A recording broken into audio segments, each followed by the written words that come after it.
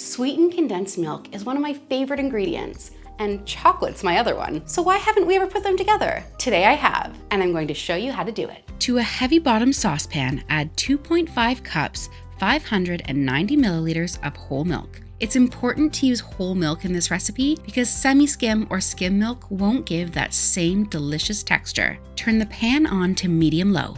You want to make sure not to scald the milk. We just want a gentle bubbling under the surface and a ring of bubbles around the edge of the pan. You may see a slight skin forming on top of the milk. Don't worry about that at all. It will all mix in once we've added in the sugar. Now that the milk is gently simmering, add in 1 cup, 200 grams of granulated sugar. Stir this until the sugar has completely dissolved. You'll be able to feel the granules of sugar in the pan. Keep stirring until all of the sugar is dissolved and it's really smooth. Once the sugar has dissolved, add in a pinch of salt, about 1/8 of a teaspoon. That's just going to help balance out the sweetness. Turn your pan up slightly to medium heat and let it come to a gentle rolling simmer. Once you start to see those bubbles forming under the surface, set your timer for 5 minutes.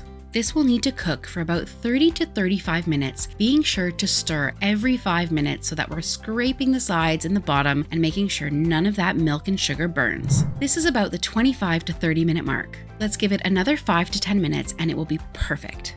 This is what your condensed milk will look like when it's finished. Those bubbles will really be coming up from the bottom. It will have changed color, it's nice and thick, and when you pull it up the side of the pan, it really sticks. If you stop at this moment and just sieve your milk into a jar, you've made sweetened condensed milk.